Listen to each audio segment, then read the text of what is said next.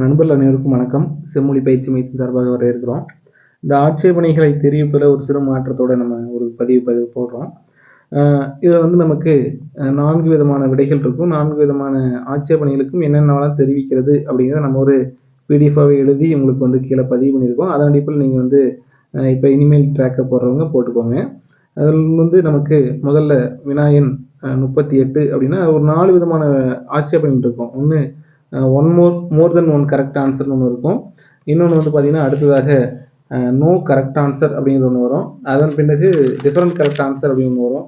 அதன் பிறகு question wrong அப்படின்னு சொல்லி ஒன்று வரும். இதில் 4 விதமான ஆட்சேபனைகள் இருக்குது. அதில் நம்ம முதல்ல மோர் தென் ஒன் கரெக்ட் ஆன்சருங்கிறது ஒன்றுக்கு மேற்பட்ட விடைகள் 2 இருக்குது அப்படிங்கிறத நம்ம பதிவு பண்ணுறோம். அது ஏஓ பிஓ ரெண்டையும் கூட கொடுக்கலாம். அடுத்தது நமக்கு அடுத்தது ரெண்டாவதாக என்ன இருக்குன்னா நோ கரெக்ட் ஆன்சர். இது கொடுத்த 4 விடைகளும் தவறு அப்படிங்கிறத பதிவு செய்கிறது அப்படின்னு சொல்லியிருக்காங்க. அதன் அடிப்படையில் நம்ம அது நமக்கு ஒரு வினாவோ 2 வினாவோ அந்த மாதிரி இருக்குது. அடுத்ததாக மூணாவது டிஃபரெண்ட் கரெக்ட் ஆன்சர் அப்படிங்கிறது அவங்க கொடுத்த விடை இல்லை, நம்ம கொடுக்கக்கூடிய விடை தான் அப்படிங்கிறத நம்ம பதிவு பண்ணுறோம். நாலாவதாக நமக்கு கொஷின் ராங் அப்படிங்கிற ஒரு விஷயத்தை பதிவு பண்ணுறோம். சரி, இப்படியாக ஒரு 4 இருக்குது. இந்த 4 பொருந்தி வர மாதிரியாக நம்ம கொடுத்துருக்கோம். வினா 38க்கு பாருங்கள், ஆட்சேபனை வகை டிஃபரெண்ட் கரெக்ட் ஆன்சர் அப்படிங்கிறது தேர்வுடைய விடை என்னென்னா அதுக்கு பி அப்படின்னு நம்ம கொடுக்கணும். துணை ஆவணங்கள் அதுக்கு நமக்கு பிடிஎஃபாக கொடுத்துருப்போம். அதை நீங்கள் வந்து அதில் அப்லோட் பண்ணிக்கோங்க. பாடம் தமிழ், புத்தகத்துடைய பெயர் அப்படிங்கிறது சங்கிலக்கியம் புறநானூறு அப்படிங்கிறது. அடுத்ததாக நூலாசிரியருடைய பெயர் அப்படிங்கிறது ரா இளங்குமரன் அவருடைய உரை. அடுத்ததாக நூல் பதிப்பு விவரம் கலாஷேத்ரா பப்ளிகேஷன் அப்படிங்கிறது. புத்தக பிரதி வெளியிட பதிவு பண்ணுங்க. அதில் செகண்ட் எடிஷன் ஜூன் 2017 புத்தகத்தில் பக்க எண் 454 இப்படின்னு ஒவ்வொரு வினாவுக்கும் நம்ம என்னென்ன போடணுங்கிறத சொல்லிட்டோம். அடுத்து வினா எண் 41க்கு இப்படியாக நம்ம சொல்லியிருக்கோம். ஆட்சேபனை வகை மோர் தென் ஒன் கரெக்ட் ஆன்சர் அப்படிங்கிறது தேர்வுடைய விடை பியும் டியும். இப்படியாக நீங்கள் என்ன பண்ணணும், ஒவ்வொன்றுக்கும் நம்ம எல்லாமே என்ன பண்ணிக்கலாம் பிடிஎஃப் வடிவில் நம்ம கொடுத்துருக்கோம். இல்லை ஒரு சில கரெக்ஷன்ஸ் மட்டும் இருக்குது, அது ஒன்றும் பிரச்சனை இல்லை. நீங்கள் அதை இனிமேல் ட்ராக்கர் போடுறவங்க அதை ஃபாலோ பண்ணிக்கோங்க. ஏதேனும் ஒரு வகையில் நம்ம ஆட்சேபனை தெரிவித்தாவே அவங்க அதை ஃபாலோ பண்ணுவாங்க. அதனால் நம்ம அது ஒன்றும் பெரிய பாதிப்புகள் இல்லை. நீங்கள் ஆட்சேபனை தெரிவித்தால் போதுமானது.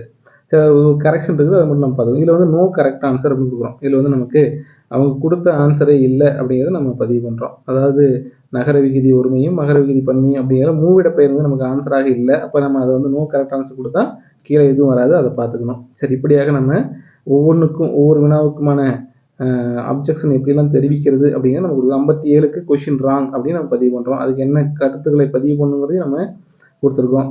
66க்கு மோர் தென் ஒன் கரெக்ட் ஆன்சர் இருக்குது, அது பிரச்சனை இல்லை. 81க்கும் பிரச்சனை இல்லை. ஒவ்வொன்றுக்கும் நம்ம என்னென்ன செய்யணுங்கிறதையும் கொடுத்துருக்கோம். 83க்கு மோர் தென் ஒன் கரெக்ட் ஆன்சர் தான். 89க்கு டிஃபரெண்ட் கரெக்ட் ஆன்சர். இதில் வந்து நம்மளுடைய தேர்வுடைய விடை சி அப்படின்னு நம்ம கொடுக்கணும். அடுத்ததாக பார்த்தோம்னா இதுக்கு என்னென்ன கொடுக்கணுங்கிறதையும் நம்ம கொடுத்தாச்சு.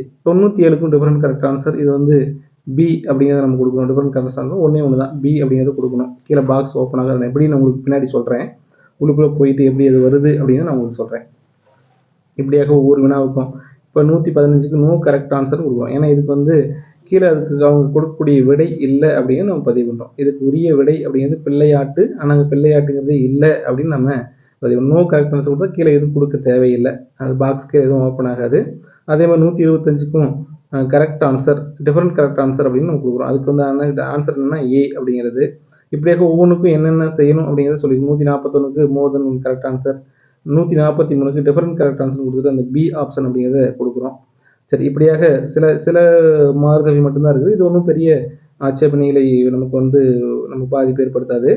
ஏன்னா வந்து நமக்கு ஆட்சேபனை எழுப்புனாவே அவங்க வந்து அது என்ன அப்படிங்கிறத பார்ப்பாங்க. அதனால் நமக்கு அது ஒன்றும் பிரச்சனை இல்லை. சரி, எப்படி நம்ம ட்ராக்கரில் போடுறது அப்படிங்கிறத தொடர்ச்சி அப்படியே பார்க்கலாம். நம்ம அது கீழேயே என்ன பண்ணுவோம், லிங்க் ஒன்று கொடுத்துருப்போம். டிஆர்பி அப்படின்னு சொல்லிட்டு TRB1YouCanApply.com லாகின் அப்படின்னு சொல்லிட்டு ஒரு லிங்க் ஒன்று டிஸ்கிரிப்ஷனில் கொடுத்துருப்போம். அந்த லிங்க் நீங்கள் டச் பண்ணவே நேரடியாக உங்களுடைய லாகின் பேஜுக்கு போகும். இந்த லாகின் பேஜுக்கு போனோடனையும் நீங்கள் உங்களுக்கான லாகின் ஐடி அப்படிங்கிறது ஒன்று இருக்கும். அந்த லாகின் ஐடி என்ன அப்படிங்கிறது நீங்கள் உங்களுக்கு ஏற்கனவே கொடுத்துருப்பாங்க. BTBRT அப்படின்னு சொல்லிட்டு ஒரு 6 டிஜிட்டில் உங்களுக்கு எண் இருக்கும். அதுக்கான பாஸ்வேர்டு அப்படிங்கிறது ஒன்று கொடுத்துருப்பாங்க.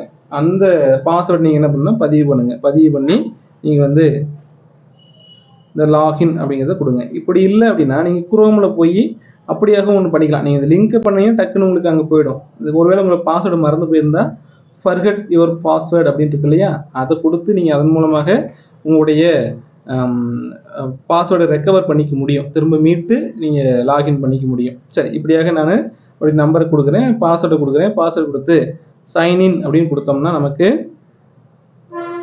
கேண்டிடேட் டேஷ்போர்ட் அப்படிங்கிறது ஒன்று நமக்கு ஓப்பன் ஆகும்.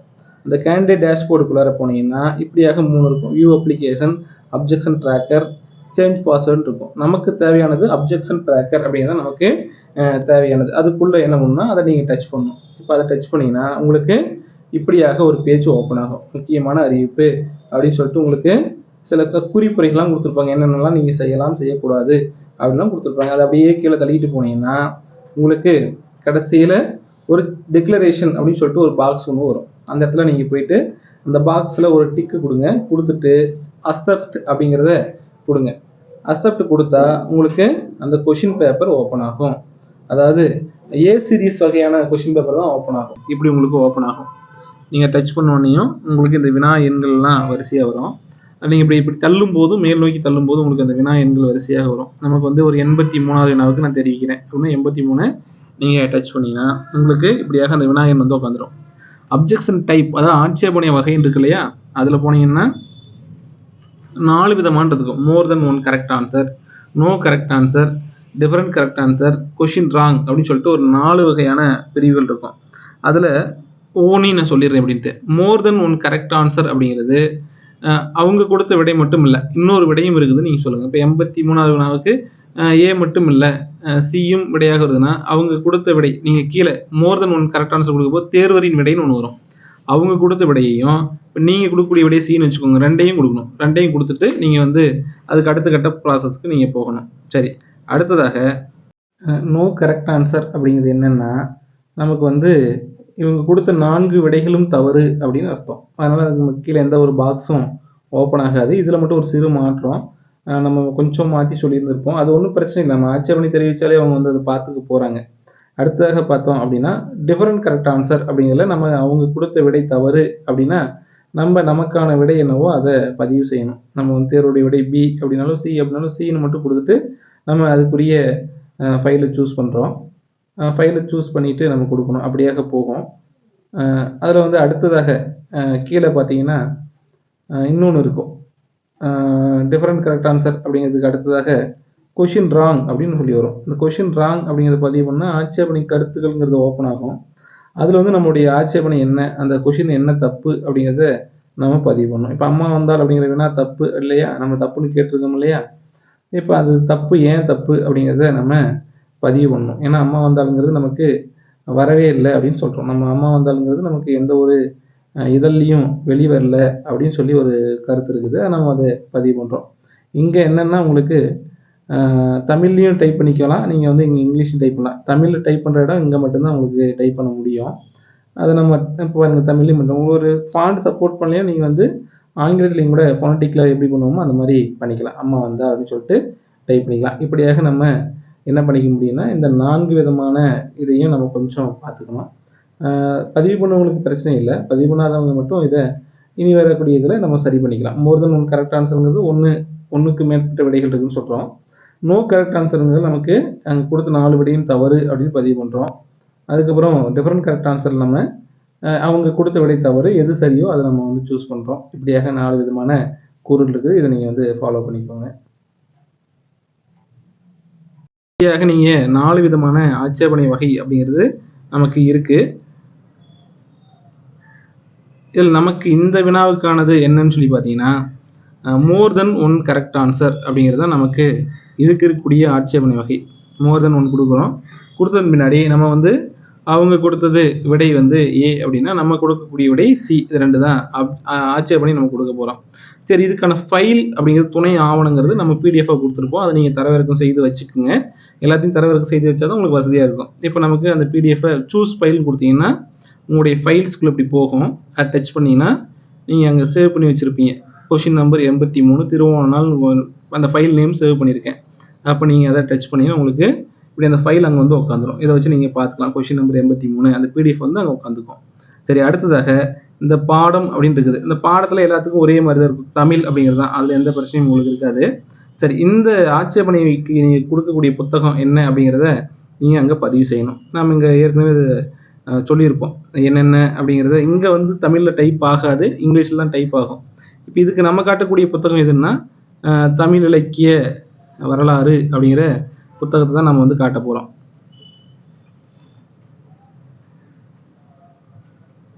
தமிழ் இலக்கிய வரலாறு அப்படின்னு அங்கே டைப் பண்ணுங்க.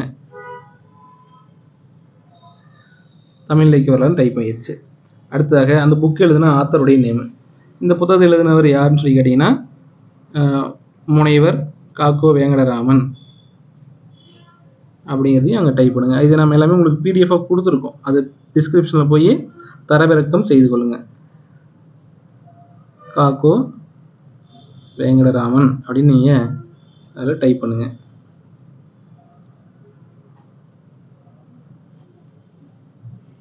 சரி, டைப் பண்ணிட்டீங்க. அடுத்தது என்ன அப்படின்னு சொல்லி கேட்டால் அந்த புத்தகத்துடைய பப்ளிகேஷன் கேட்குறாங்க. எந்த பப்ளிகேஷன் நூல் பதிப்பு விவரம்னு கேட்பாங்க. இப்போ அந்த பதிப்பு விவரம்னு சொல்லி கேட்டால் நமக்கு கலையக பதிப்பகம் அப்படின்னு ஒரு பதிப்பகம் அதை வெளியிட்டிருப்பாங்க. இது எல்லாமே நான் உங்களுக்கு கொடுத்துருக்கேன், அதை பார்த்துக்கோங்க. கலையக பதிப்பகம் அப்படின்னு டைப் பண்ணிக்கோங்க. சரி, அடுத்தது புத்தக பிரதி வெளியீடு, இது எத்தனாவது எடிஷன் அப்படின்னு சொல்லி கேட்டாங்கன்னா அதையும் நம்ம கொடுத்துருப்போம். இதுக்கு வந்து ஃபோர்த் எடிஷன் அப்படிங்கிறத நம்ம கொடுக்கணும். ஃபோர்த் எடிஷன் ஜூன் 2006 அப்படிங்கிறத நம்ம அந்த ரெஃபரன்ஸ் காட்டக்கூடிய புத்தகத்தினுடைய புத்தக பிரதி வெளியீடு. சரி, அந்த புத்தகம் எத்தனாவது பக்கத்தில் இருக்குதுன்னு கேட்குறாங்க. இது 77 அப்படின்னு நம்ம பதிவு பண்ணிடுறோம். சரி, இப்படியாக நம்ம இந்த விஷயங்களை பதிவு பண்ணிட்டோம். என்னென்ன பதிவு பண்ணியிருக்குன்னு பார்க்கலாம் வாங்க. முதல்ல கொஷின் நம்பர் என்னன்னு கொடுத்தாச்சு 83. அதுக்கப்புறம் ஆட்சேபனை வகை என்னங்கிறது கொடுத்துட்டோம். அதுக்கப்புறம் அதில் ஆட்சேபனை தேர்வுடைய விடை எதுன்னு கொடுத்தாச்சு. சூஸ் ஃபைல் கொடுத்தாச்சு. பாடம் கொடுத்தாச்சு. புத்தகத்துடைய பெயர், நீங்கள் இப்போ ரெஃபரன்ஸ் காட்டக்கூடிய புத்தகத்துடைய பெயர் தமிழ் இலக்கிய வரலாறு. அங்கே இடத்துல ஒரு கூடுதல் இருக்குது, அதை டெலிட் பண்ணிடலாம். தமிழ் இலக்கிய வரலாறு. அதுக்கப்புறம் முனைவர் காக்கோ வேங்கடராமனுடைய புத்தகம் அது. இது வந்து கலையக பதிப்பக வெளியீடு, 4th எடிஷன், நம்பர் 77 அப்படிங்கிறது நமக்குரிய நம்ம கொடுக்கக்கூடிய டேட்டாஸ். சரி, இதுக்கப்புறம் என்ன செய்யணும்னு சொல்லி கேட்டால் அந்த நீங்கள் பதிவு செய்யப்பட்ட ஃபோன் நம்பருக்கு ஒரு ஓடிபிங்கிறது வரும். சரி, அதை send OTP register mobile number அப்படிங்கிறத கொடுங்க. கொடுத்தீங்கன்னா நீங்கள் எந்த எண்ணை சேவ் பண்ணி வச்சுருக்கீங்களோ கொடுத்துருக்கீங்களோ அந்த எண்ணுக்கு ஓடிபி போகுதா, சென்ட் ஓடிபின்னு கேட்கும். நீங்கள் ஓகே அப்படின்னு கொடுக்கணும். ஓகேன்னு கொடுத்தீங்கன்னா உங்களுக்கு அதுக்கான ஓடிபி ஒன்று வந்திருக்கும். அந்த ஓடிபியை நீங்கள் பதிவு செய்யணும். சரி, நமக்கு வந்திருக்கக்கூடிய ஓடிபி என்ன அப்படின்னு சொல்லி பார்த்தீங்கன்னா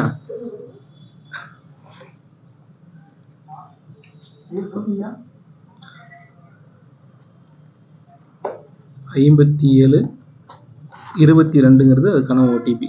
சரி, ஓடிபி கொடுத்துட்டு சப்மிட் அப்படின்னு கொடுத்தீங்கன்னா உங்களுக்கு your objection submitted the question number 83 வரும். இவ்வளோதான். இந்த வேலையை செஞ்சால் முடிஞ்சிச்சு. அதுக்கப்புறம் நீங்கள் ஓகே அப்படின்னு கொடுத்தா உங்களுக்கு திரும்பவும் அந்த முதல் பேஜில் வந்து உட்காரும். கேண்டிடேட் டேஷ்போர்டில் வந்து உட்காரும். திரும்ப நீங்கள் என்ன பண்ணணும்னா அடுத்த கொஷின் போகிறீங்க, அப்ஜெக்ஷன் ட்ராக்கர் போயிட்டு திரும்ப அதே மாதிரியே கீழே போகிறீங்க, டிக் அடிக்கிறீங்க. டிக் கொடுத்ததுக்கு பின்னாடி அக்செப்ட் கொடுக்குறீங்க. கொடுத்துட்டு இந்த கொஷின் திரும்ப ஓப்பன் ஆகும். அடுத்த கொஷின் ஒன்று கொடுக்குறதுன்னு வச்சுக்கோங்களேன். ஒரு 89 அடுத்த வினா நம்ம கொடுக்குறோம். 89 சூஸ் பண்ணியாச்சு. தமிழ் சங்க இலக்கிய வரலாறு. சரி, சங்க இலக்கியம் அதில் வந்து 10 பாட்டு. அதுக்கப்புறம் அதனுடைய ஆசிரியர் பேர் மணிவாசகர் பதிப்பும் கொடுத்ததுக்கப்புறம் திரும்ப உங்களுக்கு எப்படி வரும்னா அதே மாதிரி ஒரு ஓடிபி வைக்கும். சென்ட் ஓடிபி கொடுங்க. கொடுத்தீங்கன்னா இப்போ திரும்ப அதே ஃபோன் நம்பருக்கு போகும். ஓகே அப்படின்னு கொடுங்க. சென்ட் பண்ணலாமான்னு கேட்குது. ஓகே அப்படிங்கிறத கொடுங்க. கொடுத்தீங்கன்னா உங்களுக்கு ஒரு ஓடிபி வந்துருக்கும். இந்த ஓடிபி நீங்கள் பதிவு செய்யணும். நமக்கு வந்திருக்க ஓடிபி என்னன்னா 1680. கொடுத்தீங்கன்னா சப்மிட் ஆகிடும். அவ்வளோதான். Your objection submitted for the question 89. இவ்வளோதான். இந்த வேலையை நீங்கள் செய்கிறதுக்கு உங்களுக்கு ஒரு 10 நிமிடம் அல்லது ஒரு 1/4 மணி நேரம் அவ்வளோதான் உங்களுக்கான நேரம் அப்படிங்கிறது ஆகும். நம்ம அதுக்கு மேலே கால அவகாசங்கிறது பெருசாக நமக்கு எதுவும் ஆக போகிறது இல்லை. ஆனால் இதை நம்ம செய்யறதுக்கு தவறணும் அப்படின்னா இது நமக்கு அடுத்த கட்ட பிரச்சனைகளை உண்டு பண்ணக்கூடும். இதுக்கு அவங்க சில பேர் வழக்கு தொடுக்கலாம் அப்படிலாம் கேட்டுட்டு இருக்காங்க. அவங்க நம்ம அப்ஜெக்ஷன் தெரிவித்தா தான் நம்ம அவங்க அரசாங்கம் ஒரு மாறுதலுக்கு அந்த வினாக்களை பற்றி யோசிப்பாங்க. அதுக்கு தான் அவங்க வாய்ப்பு கொடுத்துருக்காங்க. நாங்கள் கொடுத்த வினாக்கள் விடைகள் எல்லாமே சரின்னு அரசாங்கம் சொல்லலை. அதில் உங்களுக்கு ஏதேனும் மாற்று கருத்து இருந்தால் நீங்கள் ஆட்சேபனை தெரிவிங்கன்னு சொல்கிறாங்க. நம்ம தெரிவிப்போம். எல்லாரும் ஒன்றா சேர்ந்து தெரிவித்தா தான் அதுக்கு அது மாற்றம் நடக்கும். அந்த மாறுதல் நடந்தால் தான் நமக்கு இங்கே நம்ம தேர்வு எழுதியவருக்கு ஒரு பிரயோஜனமாக இருக்கும். ஏன்னா நம்மளும் ஒரு 2 வருடம் கஷ்டப்பட்டு படிச்சிருக்கோம். அப்படிங்கிற போது இந்த வினாத்தால் எவ்வளோ குளறுபடிகள் இருக்க தான் செய்யுது. அதுக்கு நம்ம என்ன செய்ய முடியும்? நம்ம அரசாங்கம் இதுவரை எந்த தேர்வுலையும் ரத்துலாம் செய்தது இல்லை.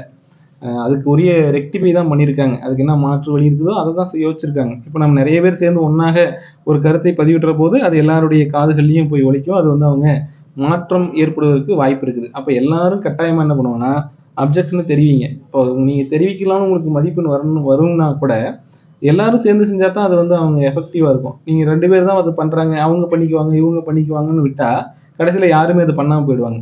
ஒருவேளை நாளைக்கு சொல்லுது நீங்கள் பண்ணவங்களுக்கு மட்டும்தான் கொடுப்பேன்னு சொல்லிட்டு என்ன பண்ண முடியும்? அதுக்கு நம்ம அப்போ உட்காந்து யோசிக்க முடியாது.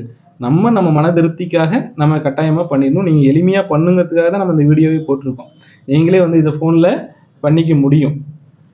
சரி, இப்படியாக நீங்கள் அப்ஜெக்ஷன் எல்லாருமே கட்டாயமாக போடணும். அடுத்ததாக நம்ம ஒரு கட் ஆஃப் மதிப்பெண் எவ்வளவாக இருக்கும் அப்படின்னு நிறைய பேர் கேட்டுட்டு இருக்காங்க. கட் ஆஃப் மதிப்பெண் இப்போ நம்ம ஒரு தனிப்பட்ட ஆள்கிட்ட கேட்டு நம்ம தகவலை சேகரிக்க முடியாது. அதே சமயத்தில் நம்ம ஒரு தரவை சரியாக கொடுக்கணும்னா நிறைய பேர்கிட்ட சரியான தகவல் உண்மையானதாக நமக்கு கிடைக்கணும். அப்போ தான் நம்ம அதை சொல்ல முடியும். அதுக்கு ஒரு முயற்சியாக நம்ம ஒரு கூகுள் ஃபார்ம்ஸ் அப்படிங்கிறத நம்ம போடலான் இருக்கோம். அதுக்கு நீங்கள் உங்களுடைய தரவுகளை சரியாக பதிவு செய்யணும். பதிவு செய்தால் அதன் அடிப்படையில் நம்ம என்ன வரும் அப்படிங்கிறத நம்ம சொல்லலாம். ஏன் நம்ம இந்த வேலையை செய்யணும்னு சொல்லி கேட்டால் இது நமக்கு அடுத்த ஓரிரு வாரங்களில் தேர்தல் நடைமுறைக்கு வர்றதுக்கு. அப்போ உங்களுக்கு இந்த தேர்வு முடிவுகள் இதெல்லாம் உங்களுக்கு ஒரு 3-4 மாதமாக ஆகும். 3 மாதத்துக்கு பக்கமாக ஆகிறதுக்கான கூட வாய்ப்பெல்லாம் கூட இருக்குது. அப்படிங்கிற போது 15,000 பேர் நம்ம எழுதியிருக்கோம் தமிழுக்கு மட்டும். எல்லாருக்கும் வேலை வாய்ப்பு இருக்குமானா இல்லை, 400 பேருக்கு தான் இருக்குது. அப்போ அந்த 400 பேர் யாருங்கிறது நம்ம இப்போயே ஓரளவுக்கு கணிச்சிட முடியும். அது கணிப்பு நம்ம துல்லியமாக சொல்ல முடியலனா கூட தோராயமாக இது இருக்கலாம் அப்படின்னு நம்ம சொல்லிட்டு மற்றவங்க அடுத்த கட்ட தேர்வுகளை நோக்கி முன்னெடுப்பதற்கு ஒரு வழியாக இருக்கும். நம்ம இதை நம்பிக்கிட்டு உட்காந்துருக்கிறது அப்படிங்கிறது அது சரியான ஒன்றா இல்லை, ஒரு புத்திசாலித்தனமானதாக இல்லை. அதுக்கு ஒரு முன் முயற்சியாகத்தான் நம்ம என்ன பண்ணுறோம்னா ஒரு கூகுள் ஃபார்ம்ஸில் நீங்கள் எந்த மையத்தை சேர்ந்தவராக இருந்தாலும் பரவாயில்ல, நீங்கள் உங்களுடைய தரவுகளை பதிவு செய்யுங்க. நம்ம உங்கள் தரவுகள் சேமிக்கப்படுங்க. யார்கிட்டையும் நம்ம சொல்ல மாட்டோம். உங்களுடைய பெயர் எங்கேயும் வெளியிடப்படாது. அப்போ கட் ஆஃப் மதிப்பெண் சொல்கிற போது கூட உங்களுடைய பெயரோ அல்லது உங்களுடைய குறிப்புகள் அடையாளம்லாம் எதுவும் சொல்லப்படாது. நீங்கள் எந்த பிரிவை சார்ந்தவர்கள் பிரிவு வாரியாகத்தான் நம்ம அந்த கட் ஆஃப் மதிப்பெண்ணை சொல்லுவோம். அப்போ அது நீங்கள் என்ன பண்ணலாம்னா தைரியமாக பதிவு செய்யலாம். அதில் சில பேர் வேணும்னே அதிகமான மதிப்பெண் போடுறது இல்லை குறைச்சி போடுறது அப்படிலாம் எதுவும் பண்ணாதீங்க. ஏன்னா இது நம்ம ஒன்றாக சேர்ந்து ஒரு பதிவு செய்ய போகிறோம். ஒன்றாக சேர்ந்து ஒரு விஷயத்தை நம்ம தெரிஞ்சுக்க போகிறோம். முன்கூட்டியே நம்ம தெரிஞ்சுக்க முயற்சி பண்ண போகிறோம். நம்ம சொல்கிறதே அங்கே கட் ஆஃபாக வந்துடாது. அதில் ப்ளஸ் மைனஸ் அப்படிங்கிறது நமக்கு இருக்க தான் செய்யுது. 3 மதிப்பெண் மேலேயும் வரலாம், குறைஞ்சும் வரலாம். இது நம்ம முடிவானது கிடையாது. இது நம்ம ஒரு தற்காலிகமான ஒரு முடிவு தான். சரி, அதுக்கு எப்படியெல்லாம் பதிவு பண்ணுறது அப்படிங்கிறத நான் சொல்லிடுறேன். அதையும் கொஞ்சம் சொல்லிடுறேன். இதில் பார்த்தீங்கன்னா உங்களுக்கு நம்ம ஒரு 16 வினாக்களுக்கு நம்ம ஆட்சேபனைகளை தெரிவிச்சிருக்கோம். அந்த 16க்கும் அரசாங்கம் கொடுத்துருமானா நீங்கள் எந்த அளவுக்கு இதுக்கு அப்ஜெக்ஷன் தெரிவிக்க போகிறீங்கிறத பொறுத்து தான் அது இருக்குது. அதனால் அதை நம்ம எதெல்லாம் நீங்கள் சேர்த்துக்கலாம்னு நான் முதல்ல சொல்லிடுறேன். 38 அதுக்கானது விடை கண்டிப்பாக வாகைத்திணை தான், அதை நீங்கள் சேர்த்துக்கலாம். 89 அதற்கான விடை கட்டாயமாக குறிஞ்சிப்பாட்டு தான், அதை நீங்கள் சேர்த்துக்கலாம். 97க்கு இன்னா 40 தான் சரியான விடை, அதை நீங்கள் சேர்த்துக்கலாம். 125 இன்னா 40 அது சரியான விடை தான், அதை நீங்கள் சேர்த்துக்கலாம். 143க்கு எட்கர் ஆலன் போ அப்படிங்கிறது நீங்கள் விடையாக சேர்த்துக்கலாம். அதில் வில்லியம் ஹென்றி ஹட்சனும் விடையாக வருவதற்கான வாய்ப்பு இருக்குது. அவங்களும் அதை நீங்கள் வச்சுக்கோங்க. இப்போ இந்த 5 வினாக்களுக்கு கட்டாயமாக மாற்றம்ங்கிறது இருக்கும். சரி, மற்றதுக்கெல்லாம் இருக்காதானா நீங்கள் எந்த அளவுக்கு அப்ஜெக்ஷன் தெரிவிக்க போகிறீங்கிற பொறுத்து தான் இருக்குது. நீங்கள் எந்த அளவுக்கு ஆதாரங்களை திரட்டி கொடுக்க போகிறீங்கிறத பொறுத்து தான் இருக்குது அதுக்கு மாற்றங்கள் வருமா வராதா அப்படிங்கிறது. சரி, இப்போ இந்த 5ல் உங்களுக்கு எவ்வளோ வருதோ அதை கூட்டிக்குங்க. அது ஒருவேளை அந்த அரசாங்கத்தினுடைய விடைக்குறிப்பில் தப்பாக இருந்தால் இங்கே நீங்கள் இதெல்லாம் உங்களுக்கு நீங்கள் போட்டிருந்தா இதை நீங்கள் மதிப்பெண்ணாக கூட்டிக்கலாம். இப்போ இந்த 5ஐ நீங்கள் உங்களுக்கு எவ்வளோ வருதோ அதை கூட்டிக்கலாம்.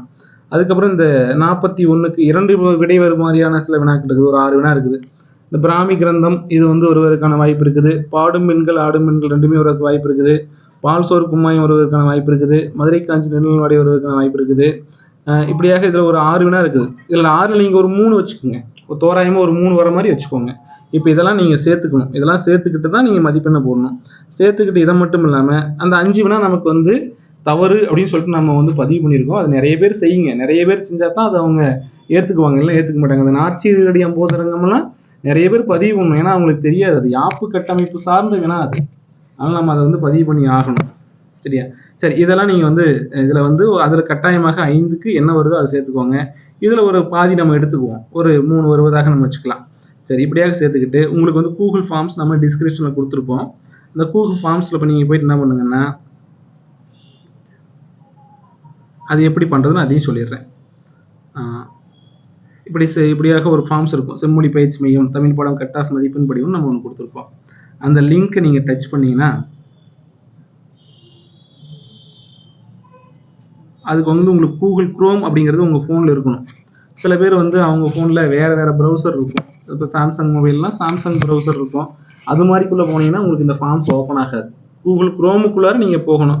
ஒருவேளை நீங்கள் லிங்க் டச் பண்ணி உங்கள் ஃபோனில் ஸ்ட்ரெயிட்டாக உங்கள் ப்ரௌசருக்குள்ளே போகுதுன்னா லிங்க் அழுத்தி பிடிச்சிங்கன்னா காப்பி ஆகிடும். அதுக்கப்புறம் குரோம் ஓப்பன் பண்ணி அந்த சர்ச் பார்க்குள்ளே வச்சு நீங்கள் அழுத்தி பிடிச்சிங்கன்னா பேஸ்ட் பண்ணிடலாம். பேஸ்ட் பண்ணதுக்கப்புறம் நீங்கள் அதை கிளிக் கொடுத்தீங்கன்னா அந்த ஃபார்ம்ஸ் ஓப்பன் ஆகிடும். சரி, இப்படியாக ஒரு ஃபார்ம்ஸ் உங்களுக்கு ஓப்பன் ஆகும். ஓப்பன் ஆனதுக்கு முன்னாடி நீங்கள் உங்களுடைய மெயில் ஐடியை இங்கே இருக்கக்கூடிய எல்லாத்தையும் நீங்கள் கட்டாயம் ஃபில் பண்ணியே ஆகணும். மெயில் ஐடியை நீங்கள் பதிவு பண்ணுங்கள். மெயில் ஐடி பதிவு பண்ணணும். உங்களுடைய தேர்வரின் பெயர் என்ன அப்படின்னு கேட்பாங்க. இப்போ தேர்வுடைய பெயரை இங்கே பதிவு பண்ணுங்கள். இந்த தேர்வுடைய பெயர் எங்கேயும் யாரும் நம்ம சொல்ல மாட்டோம். கட் ஆஃப் மதிப்பெண் போடும்போது கூட நம்ம யாருக்கும் தெரியப்படுத்த மாட்டோம். அது உங்களுடைய ரகசியம் பாதுகாக்கப்படும். நீங்கள் எந்த மையத்தை சார்ந்தவராக இருந்தாலும் ஒன்றும் பிரச்சனை இல்லை. உங்களுடைய தகவல் எங்கேயும் சொல்லப்படாது. நீங்கள் தைரியமாக உங்களுடைய மதிப்பெண்ணை பதிவு செய்யலாம். இந்த பிறந்த தேதி அப்படின்னு வர இடங்களில் அந்த ஏரோ மார்க் மாதிரி ஒன்று இருக்கும். அதை நீங்கள் தொட்டீங்க அப்படின்னா உங்களுக்கு இப்படியாக ஒரு பேஜ் ஓப்பன் ஆகும். இதில் அந்த வருஷம் இருக்குது பாருங்கள், 2024. அந்த வருஷத்தை டச் பண்ணிங்கன்னா இப்படி வரும். இதை கீழ் நோக்கி இழுத்தீங்கன்னா உங்களுடைய டேட் ஆஃப் பர்த் வரும்னு வைங்களேன். இப்போ என்னுடைய டேட் ஆஃப் பர்த் 88ன்னு வச்சுக்குவோம். அந்த நீங்கள் இயரை டச் பண்ணோன்னையும் இப்போ பிப்ரவரி மாதத்தில் தான் இருக்கும். என்னுடைய இயர் மாதம் ஒரு 8வது மாதம்னு வச்சுக்கோங்க. இப்போ நீங்கள் தள்ளினீங்கன்னா அந்த ஏரோ மார்க் டச் பண்ணிங்கன்னா உங்களுக்கு மாதங்கள் வரும். என்னுடைய டேட் ஆஃப் பர்த் 8ன்னு வச்சுக்குவோம். 8 அப்படின்னு சொல்லிட்டு கொடுத்துட்டு செட் அப்படிங்கிறத கொடுக்கணும். செட்டை கொடுத்தீங்கன்னா உங்களுக்கு அந்த டேட் ஆஃப் பர்த் உட்காந்துரும். இது ஏன் அப்படின்னா உங்களுக்கு கட் ஆஃப் மதிப்பெண்ணில் மாறுதலை ஏற்படுத்தும். அந்த கட் ஆஃப் ஃபிக்ஸ் ஆகிறது டேட் ஆஃப் பர்த் வச்சு கூட ஆகும். அதுக்காக தான் நம்ம கேட்குறோம். சரி, பிறந்த தேதியை கொடுத்தாச்சு. பாலினம் அப்படிங்கிறது என்னங்கிறது கொடுத்துருங்க. ஆண் அப்படின்னு கொடுத்தாச்சு. பிரிவு ரொம்ப முக்கியமாக எல்லாமே நீங்கள் கொடுத்தாகணும். இப்போது ஒரு எம்பிசினா எம்பிசின்னு கொடுங்க. கொடுத்துட்டு உங்களுடைய மாவட்டம் எது அப்படிங்கிறத இங்கே பதிவு பண்ணணும். இந்த மாவட்டத்தை மட்டும் நம்ம சொல்லுவோம். மற்றபடி உங்களுக்கு வேறு எந்த தகவலையும் சொல்ல மாட்டோம். மதிப்பெண்ணை பதிவிடுற போது நான் முன்னாடி சொன்னேன், அங்கே ஒரு 5 வினாவுக்கு நீங்கள் கட்டாயமாக மதிப்பெண் சேர்த்துக்கலாம். அந்த டபுள் ஆன்சர் இருக்கிற ஒரு ஃபிக்ஸடாக ஒரு 3 எடுத்துக்குவோம். அதையும் சேர்த்துக்கோங்க. இந்த வெயிட்டேஜ் மதிப்பெண் நீங்கள் 2012 பேட்ச், 2013 பேட்ச், 2017 பேட்ச், அது எந்த பேட்சோ அதுக்கு உங்களுக்கு எவ்வளோ மார்க் வருதோ அதையும் சேர்த்துக்கோங்க. நீங்கள் எடுத்த மதிப்பெண் அந்த 5 வரக்கூடிய 5 கொஷினுக்கு வரக்கூடியது, அதுக்கப்புறம் உங்கள் வெயிட்டேஜ், அந்த டபுள் ஆன்சர் இருக்கிறதுல கொஞ்சம், இது எல்லாத்தையும் சேர்த்து ஒன்றா போட்டிங்கன்னா தான் நாம் கணிக்க முடியும். இல்லைன்னா கணிக்க முடியாது. அதே சமயத்தில் உங்கள் நண்பர்கள் எல்லாத்தையும் பதிவு பண்ண சொல்லுங்கள். ஒரு 2000 பேராவது 3000 பேராவது பதிவு பண்ணால் தான் நம்ம எவ்வளோ வரும் அப்படிங்கிறத சொல்ல முடியும். சும்மா ஒரு 200 பேர் தான் பண்ணுறாங்க, 300 பேர் தான் பண்ணுறாங்கன்னா அதை வச்சு நம்ம ஒரு ரிசல்ட் அனாலிசிஸ் சொல்ல முடியாது. இது ஏன்னா நம்ம முடிச்சுட்டு அடுத்த கட்ட வேலையை நோக்கி நம்ம போகலாம். அதுக்காக நம்ம தெரிஞ்சுக்கிறது, இப்போ ஒவ்வொருத்தரும் போய் தனித்தனியாக ஒருத்தருடைய மார்க் கேட்டு தெரிஞ்சுக்க முடியாது. அதுக்காக தான் நம்ம ஒரு வழியை ஏற்படுத்தி கொடுத்துருக்கோம் உங்களுக்கு. இப்போ இங்கே வெயிட்டேஜ் மதிப்பெண்ணோட சேர்த்து எனக்கு ஒரு 155க்கு ஒரு 110 வருதுன்னு வச்சுக்கோங்க. எனக்கு அதில் ஒரு 90 வருது. இந்த வெயிட்டேஜ்லாம் இதெல்லாம் சேர்த்தனோம்னா அதில் எனக்கு இந்த அப்ஜெக்ஷனில் இருக்கக்கூடிய வினாவிலேருந்து எனக்கு ஒரு 10 வந்துடுதுன்னு வச்சுக்குவோம். 10, 60, 90, 100, இதில் வெயிட்டேஜ் எனக்கு ஒரு 5 வருது, 105 மார்க் அப்படின்னு நான் பதிவு பண்ணுறேன். பதிவு பண்ணிட்டு நீங்கள் சப்மிட் அப்படிங்கிறத கொடுத்தீங்கன்னா அது 2 டைம் டச் பண்ணுங்கள். உங்களுக்கு சப்மிட் கொடுத்தீங்கன்னா உங்களுக்கு சப்மிட் ஆகிடும். இப்படி வரும், your response has been recorded, submit another ரெஸ்பான்ஸ்னு வரும். இப்போ ஒருவேளை உங்கள் நண்பர்களுடைய மதிப்பெண்ணை நீங்கள் பதிவு செய்யணும்னு நினச்சிங்கன்னா சப்மிட் அனதர் ரெஸ்பான்ஸ் கொடுங்க.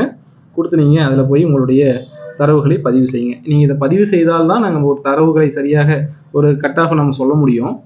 இது நமக்கு நாமே செய்து கொள்ளக்கூடிய ஒரு ஒரு இதுதான், ஒரு களப்பணி தான், ஒரு கருத்து கணிப்பு தான். ஒவ்வொருத்தரும் தனித்தனியாக செய்ய முடியாதனால நம்ம இந்த ஒரு மையத்தின் மூலமாக நம்ம இதை செய்கிறோம். இதில் நமக்கு எந்த ஒரு பிரதிபலனும் எதிர்பார்க்காம தான் செய்கிறோம். அதே சமயத்தில் இன்னும் ஒரு 4 வினாக்களுக்கு வந்து நம்ம ஆளுங்க அப்ஜெக்ஷன் சொல்லிட்டு இருக்காங்க. அதுக்கு வந்து நம்ம ஒரு காலையில் இதுக்கான ஒரு வீடியோவை பதிவேற்றம் செய்கிறோம். என்னென்ன அதுக்கான தரவுகளை சேகரித்து அதுக்கும் அப்ஜெக்ஷன் இருக்குதா இல்லையான்னு நம்ம வந்து பதிவு செய்கிறோம். மேற்கொண்டு இந்த சேனலை நிறைய பேர் சப்ஸ்கிரைப் பண்ணுங்கள். அப்போ தான் உங்களுக்கு அந்த டேட்டா என்னென்ன தரவு என்னென்ன தகவல் இருக்குது அப்படின்னு நம்ம உடனுக்குடனாக உங்களுக்கு சொல்ல முடியும். நீங்கள் அது அந்த சப்ஸ்கிரைப் அப்படிங்கிறத டச் பண்ணுங்கள். அதில் பெல் பட்டன் இருக்கும், அதையும் அழுத்திடுங்க. அப்போ தான் நம்ம இந்த பணி நியமன முறை என்னென்ன ப்ராசஸ் நடக்குதுங்கிறது உங்களுக்கு தெரிஞ்சுக்க வசதியாக இருக்கும். அதே சமயத்தில் நமக்கு டிஎன்பிஎஸ்சிலாம் அதில் நம்ம வகுப்பு எடுத்துகிட்டு இருக்கோம். அதுவும் வந்து உங்களுடைய நண்பர்கள், தோழர்கள், தம்பிகளாம் யாராவது இருந்தாங்கன்னா அவங்கள ஃபாலோ பண்ண சொல்லுங்கள், படிக்க சொல்லுங்கள். இதில் நம்ம பிடிஎஃப் வடிவில் கொடுப்போம். நமக்கு டெஸ்ட்டும் வந்து நம்ம நிறைய போடுவோம். இதை வந்து ஃபாலோ பண்ண சொல்லுங்கள். நன்றி, வணக்கம்.